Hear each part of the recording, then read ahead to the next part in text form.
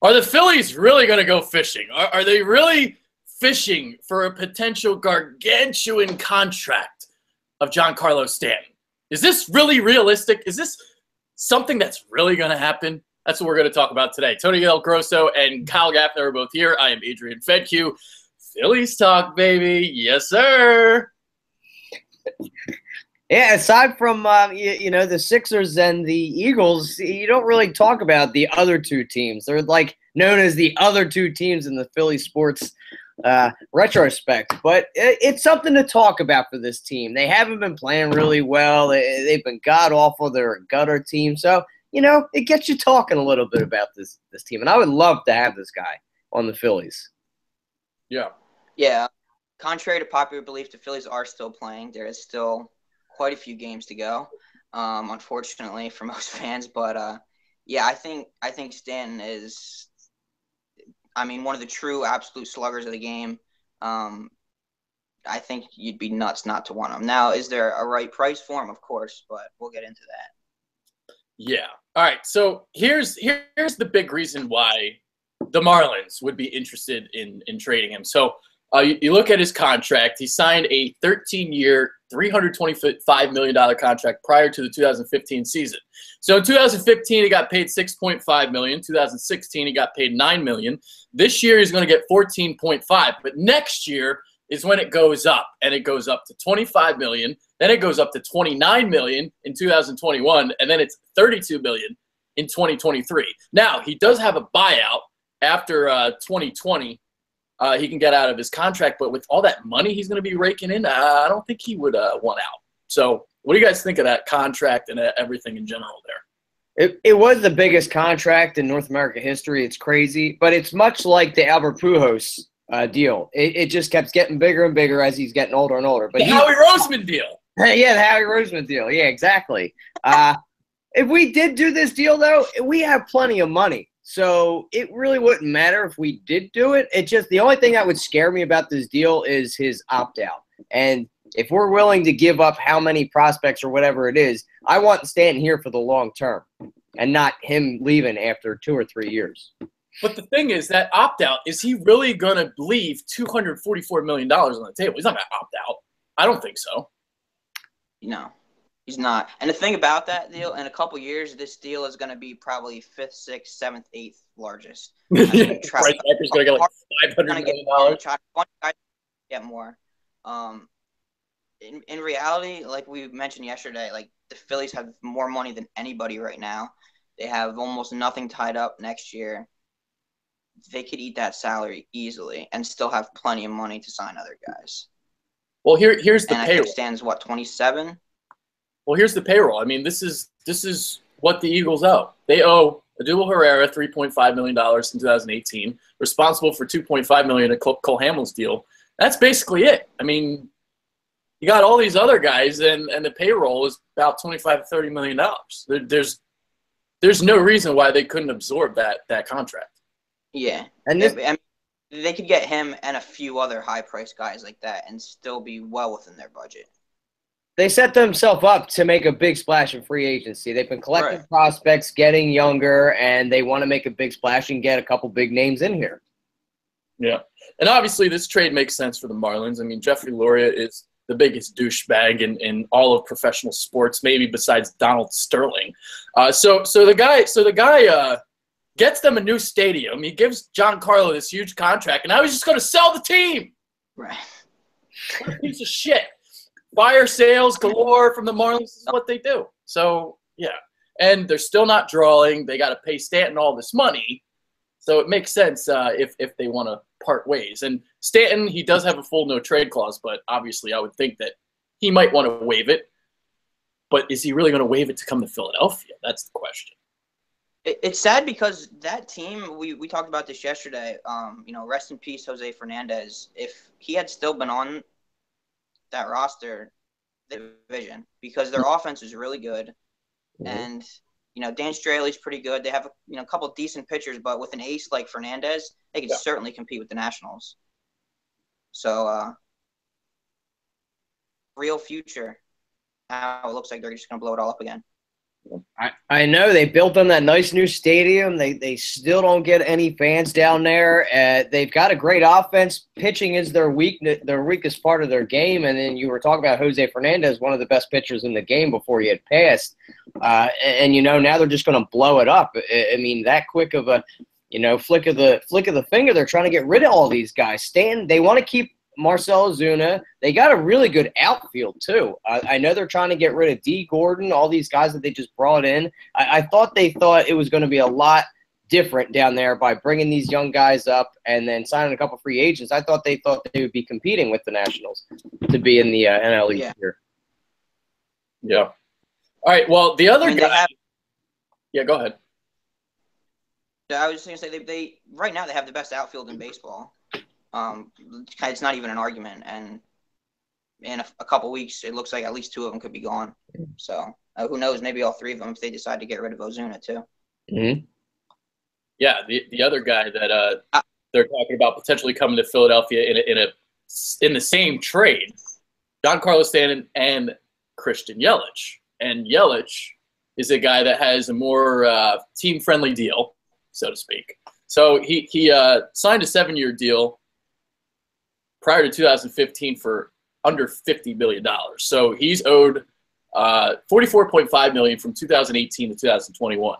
Now, Yelich, to me, I mean, it's funny because if they would trade for him too, this is who they all compare Mickey Moniak and Adam Hazley to.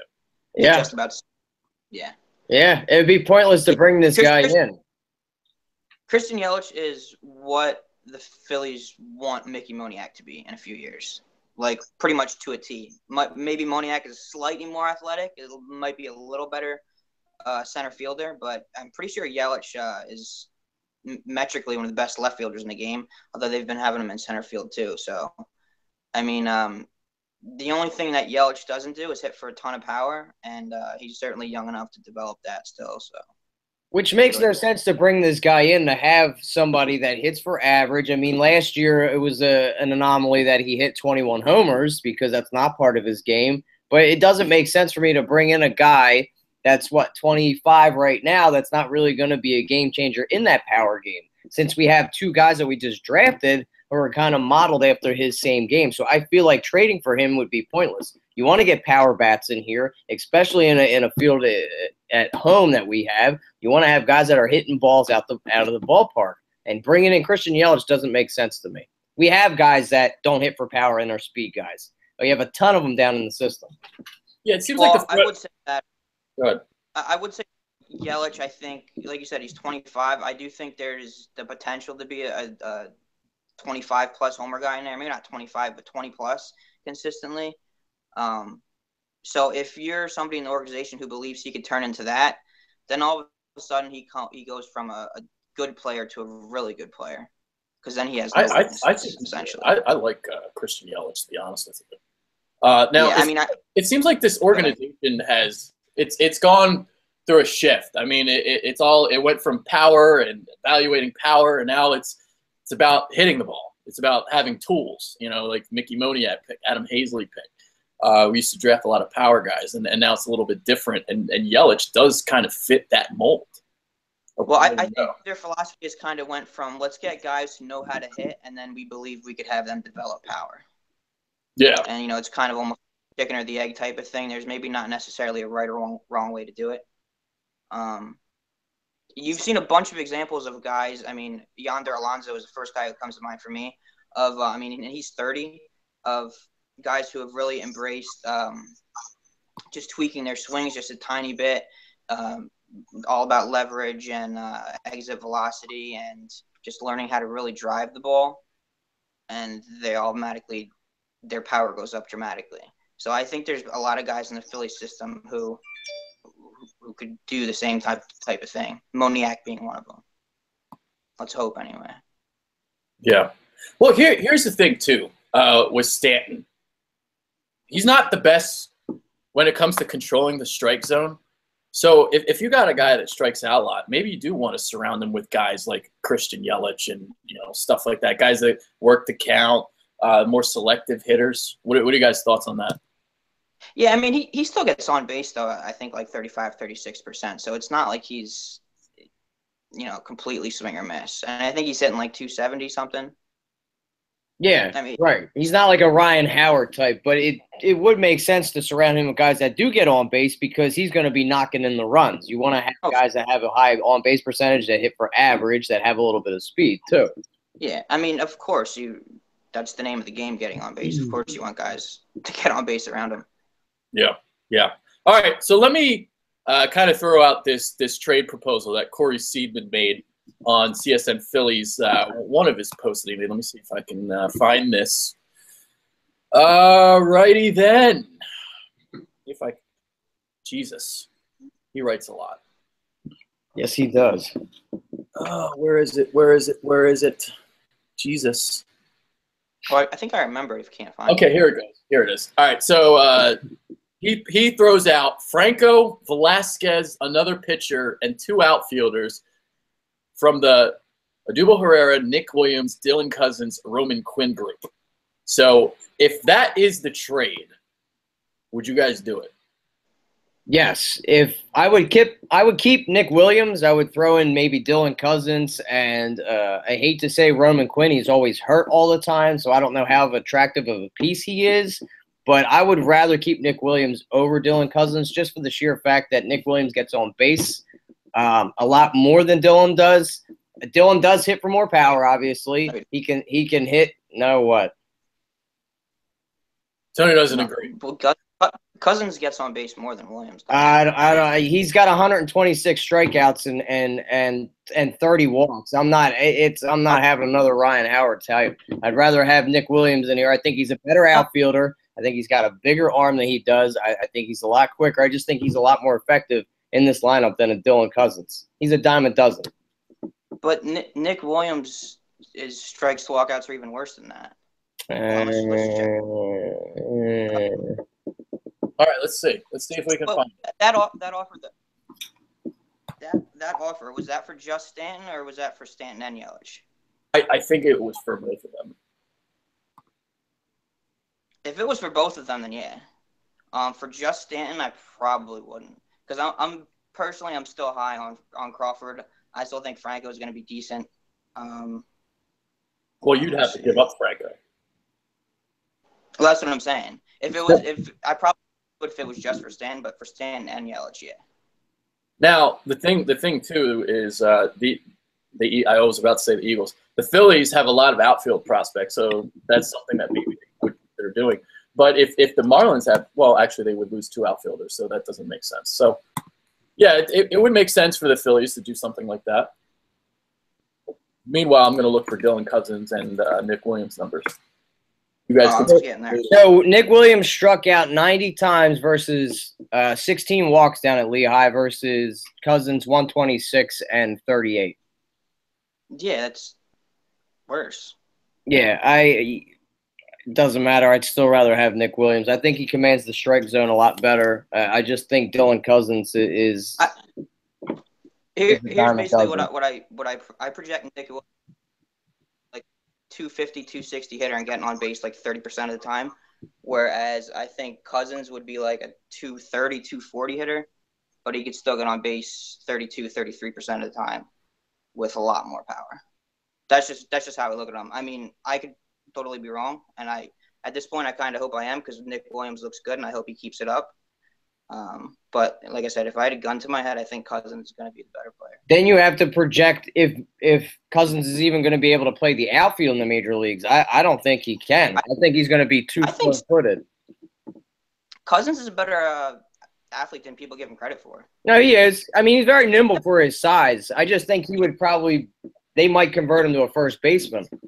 He had 20-some stolen bases in Double-A, and he was given a scholarship to play football at like Arizona State or something like that. Right. He did 21. So, yeah. But I mean, Williams is definitely I'm not that. He's 6'6", 235. And he stole 21 bases last year. It's kind of crazy.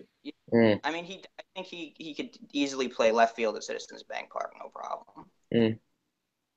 Pat Burrow could play left field. Now, you look at the strikeouts from last year. He had 186, but he did walk 61 times. Whereas you look at Nick Williams, 136 strikeouts and only 19 walks. Right. That's why I feel like Nick Williams is going to go downhill the rest of this year. Again, I really do hope I'm wrong. Yeah. But well, we'll get into that in our next show. We'll get into Nick Williams further. Alfaro's numbers are worse. We'll get into Nick Williams because we're about to do a prospect show right after this, so we'll do that. All right. Anything else you guys want to talk about on the show? This wasn't going to be long. We're just going to do this quick and then get into the prospect show. The Phillies do need to make a splash and get a power bat into this lineup at some point. We don't have any power bats. They projected Franco to be one. He's really hit or miss. He's a very streaky hitter. You see some games he's hitting for power. Other games he just looks completely awful. He's obviously not the piece. You need a centerpiece, and that could be Rhys Hoskins, who we're going to get into in the next show. Could possibly be that, but you want to have more than just one power hitter on the team. Yeah, I'll say this. The Phillies know how seriously they're going to go after Bryce Harper, obviously better than anyone else. If they legitimately think they could get Bryce Harper, an offense that has Harper, Stanton, and Rhys Hoskins in the middle of it, I personally think is going to be pretty fucking good. So, yeah, if you have to overtake for Stanton. It's at Citizens Bank Park, no doubt, too. You're talking about three guys who could easily hit 35 home runs a year. Okay, that's a question. That's a question before we get out. How many homers would Giancarlo Stanton hit at Citizens Bank Park if he was here for a whole year for the season? I'm saying 45 to 50 home runs. If he can kill it in that Marlins Park down there, like he can, I mean, it's such a short porch out here in Citizens Bank Park. It's such a hitter-friendly park. If he's smoking them out there, he's easily getting 45 to 50. I bet you if you check the StatCast numbers over the past handful of years, I bet you he's had easily 30, 40 home runs that would have been home runs at Citizens Bank that ended up doubles at the Marlins. At the Marlins Park, yeah. So, I mean, he was a ton here. Does it bother you guys that he's never reached 40 homers or any of that? Or his injury problems? That would scare me because he hasn't been healthy. I mean, as for the exception of this year, I don't think he's missed at least 40 to 50 games, I think, each season. I think he's only missed one game this year, which is nice to see. But that would scare me a little.